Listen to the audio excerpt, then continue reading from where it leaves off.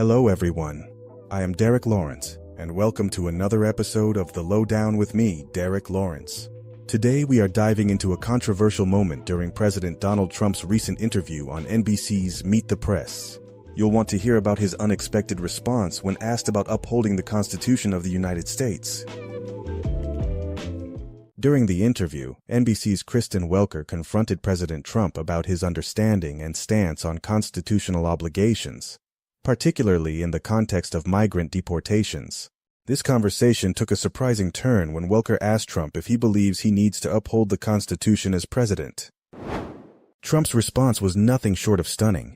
He responded, "I don't know." When Welker asked him whether he agreed with the Secretary of State's stance that both citizens and non-citizens deserve due process. But it didn't end there.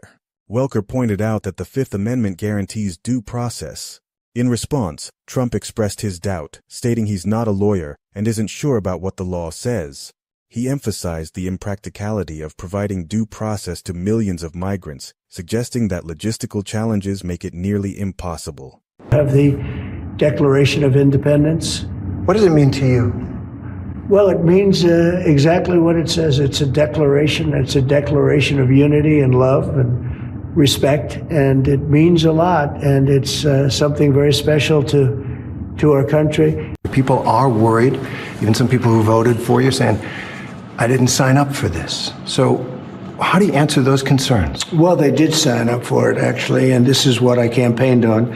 I said that we've been abused by other countries at levels that nobody's ever seen before. We were losing $3 to $5 billion a day on trade. We were losing $1.5 trillion to $2 trillion a year, not sustainable. They were taking advantage of us like they've never. I could have left it that way, and at some point there would have been an implosion like nobody's ever seen. When I took over, you remember the big thing with eggs. They hit me the first week, eggs, like it was my fault. I said, I didn't cause this problem. This problem was caused by Biden. What's the problem with eggs? And they said, they've doubled. And well, eggs are down 87% since I got involved. A lot of that is bird flu. And by the way, right? there were plenty of eggs for Easter. There are questions about your methods. And so I want to ask About my message? Methods, about your methods, how you're accomplishing They seem to this. work. Do you acknowledge that under our law, every single person who gets deported gets a hearing first to make their case? Well, are we talking about people that are citizens of our country or not? No, you're not deporting citizens at this point. Well, let me ask you, did they get hearings when Biden allowed 21 million, because I think the number is 20 million people to flow into our country? The roughest countries in the world, they had here, including terrorists, by the way. Now, but did we give them a hearing when they came in? Well, the law requires that every single person who is going to be deported gets a hearing first. Well, do you acknowledge that? I'll have to ask the lawyers about that. All I can say is this. If you're going to have 21 million people, and if we have to get a lot of them out because they're criminals, we're going to have to act fast. We can't. Do you think we can give 21 million trials? Let's say each trial takes 2 weeks. Is that what you want us to do? The law Give is the 21 law, million? sir. The law is the law, and you're the law doesn't say anything uphold it. about trials. No, not trials, hearings. I said These hearings. people came in, they're not citizens. They came in illegally. They came into our country illegally. And we have to get them out. There's a legal process for that. I can't, sure, and we follow the legal process. I can't have a trial, a major trial for every person that came in illegally. We have thousands of murderers that came in. They're going to murder people. They already have murdered people in our country. Right, so we have to get them out, and we have to get them out fast. Really bad guys, but in our country, even bad guys get due process, right? If people come into our country illegally, there's a different standard. These are illegal. They came in illegally. But they get due process. Well, they get a process where we have to get them out. Yeah. Okay, let's talk about the Venezuelans. They get whatever my lawyers say. According to Trump, the justice system would be overwhelmed by the number of trials required to deport criminal migrants. He elaborated, mentioning that the U.S. faces thousands of people who are involved in serious crimes like murder and drug dealing. According to him, his election was a mandate to remove these individuals, but the courts are obstructing his efforts. Trump's response remained consistent. He said he relies on his brilliant lawyers to interpret the Supreme Court rulings, and suggested there may be multiple interpretations of the law. He deflected by stating that his understanding of the Supreme Court's stance is different from what Welker had quoted. This exchange raises several questions about the executive branch's approach to constitutional obligations and highlights the tension between legal interpretations and practical governance. It's a conversation that undoubtedly leaves many pondering the complexities of upholding legal frameworks while managing national security.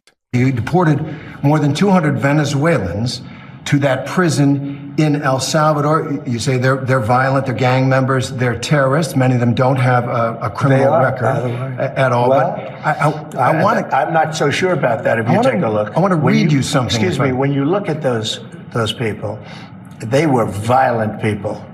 They were violent people. But many of them don't have a criminal record Go at this ahead. point. I want to read you say. something. Well, it's based on their lawyer, what their lawyers have said. Okay. It's also important to remember that, he thinks that anybody who is a bad hombre needs to be deported, and he is doing good work, and that this is what his base voted for. His base certainly did not vote to remove people without due process.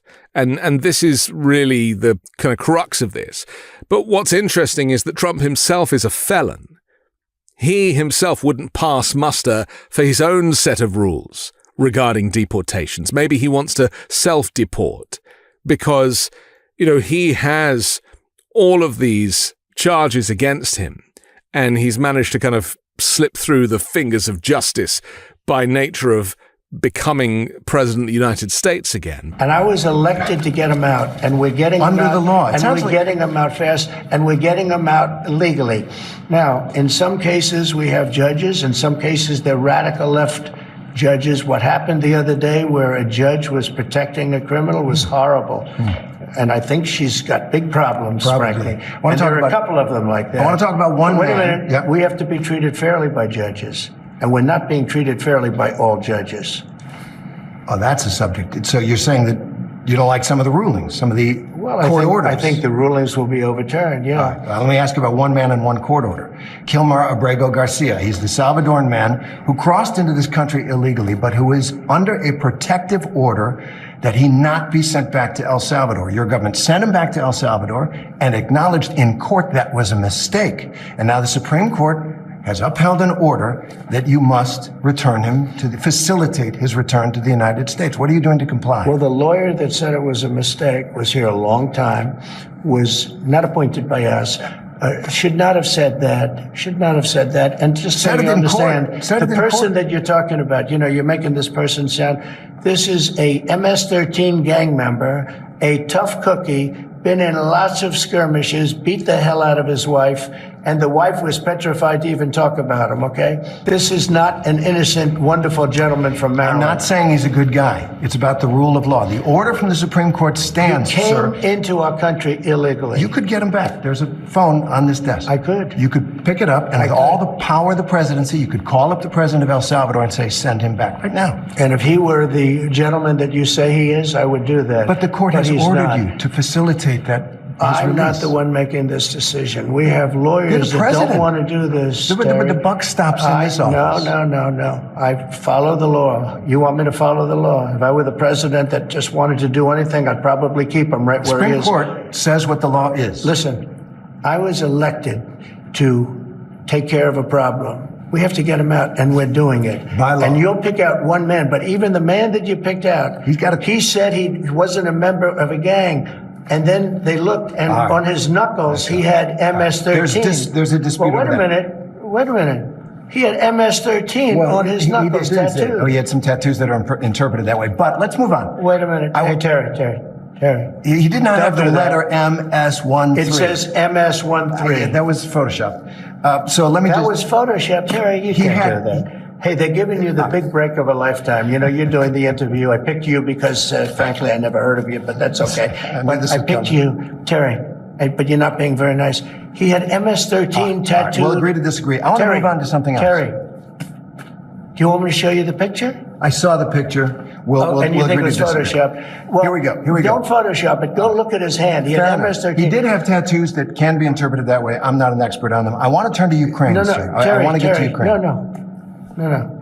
He had MS, as clear as you can be, not interpreted. This is why people no longer believe the news, because when it's he was fake photographed news. in El Salvador, they aren't there. But let's just go on. They aren't there when he's in El Salvador. They weren't there, but they're there now, right? No, but they're in now. your picture. Terry. Ukraine, sir. He's got MS-13 on his knuckles. All right.